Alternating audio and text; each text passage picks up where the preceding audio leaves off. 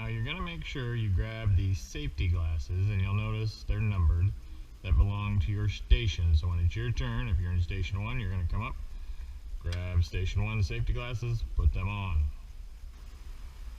Now as you come to the back, you're going to notice that there's hearing protection up on the wall. As we're working, there's going to be times where it's noisy. If you decide you need them, you're more than welcome to grab them at any time. Alright, when you get to sanding, you're going to start by using one of the tables that are in the center. Now, my preference is you'll eventually be able to have up to 6 people at a table, but start with 4 people, where you're going to have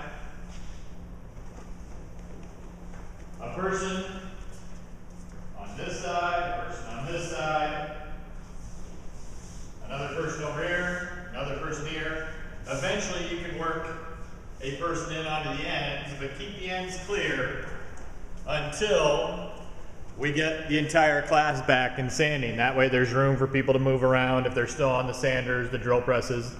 And I would probably start by working my way on this far left table over by the bandsaws, and then fill my way in towards the sanders as they stop getting used. That way you're not standing over in all the dust. Now, I'm going to demonstrate, just like always, a zoomed in version, and then I'll show you what I'm talking about. But so I'm going to set up right here with my stuff, right? And the trash cans will end up getting moved out as people finish using them over there. But what you're going to have is your instructor is going to give you a piece of sandpaper, and this is yours to use the entire time. So what I want you to do is on the back, preferably with a marker or pen, write your first name and your last name. Okay? So once again, back, write your first and last name. Now, you have pieces that you've initialed and you've written no that you're not going to sand on those spots. But you do need to sand all those other pieces. Those other sides, I should say, where you haven't marked. Now, when you're sanding, sometimes it's going to be more noticeable than others, but you're going to have what's called your grain.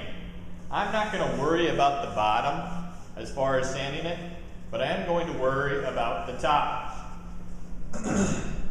When I'm sanding the face, depending on which way you cut it and which way you have it set up, you want to look for your grain.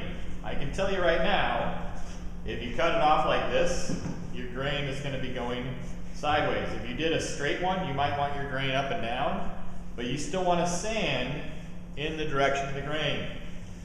So what that's going to look like is standing up, hold the sandpaper down, and you're going to move it back and forth, sanding with the grain, working on taking off any of the pencil line that's left, the pencil line in the center. And you can tell, when you get a class of 20, 26 people doing this, it starts getting a little loud again. If you want hearing protection, you can. But you're going to sand in the direction of the grain. When you get to the sides, you're going to notice the grain going at an angle. Once again, you're probably going to come in, right? You're going to sand with the grain or with it as best you can, taking out any of those straight saw marks from the bandsaw. Right, when you get to the curve, you can go around it like that. Now sometimes people like to take the sandpaper and go like this. You can. I would do all my straight edges first. But I'm going to sand all the pieces everywhere that's going to be visible. The face, after it's been routed, right, I sand the face.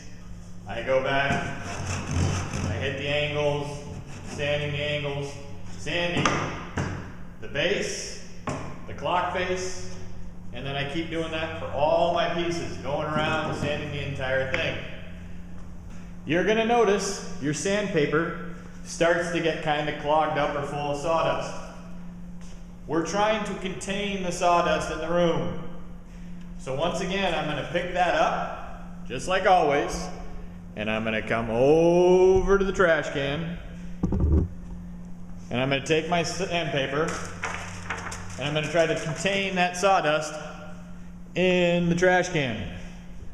Then I'm going to come back to my station, so you might have to do that periodically, where you come in and you clean it off and then you go back to sanding. Now I'm not going to show you sanding from start to finish the entire time, because if I did, this video would be about 3 to 5 class periods would be about how long it would take if I showed you the entire time sanding. That's if I'm sanding with good pressure, really pushing into the sandpaper. If I'm having a conversation and I'm sanding like this, we might not finish before the rotation's over. So make sure you're putting good effort in. You're containing the dust, put in the trash can. Now, when it's all said and done at the end of class, or you're done sanding, and you once again get a dustpan and dust broom, and you're going to sweep off that table, sweeping up the dust, taking it to the trash can, and then hanging it back up. At the end of class or cleanup time, make sure you got all your pieces, and you're going to put the sandpaper and your block of wood in your bin. Okay, but that's all there is to sanding.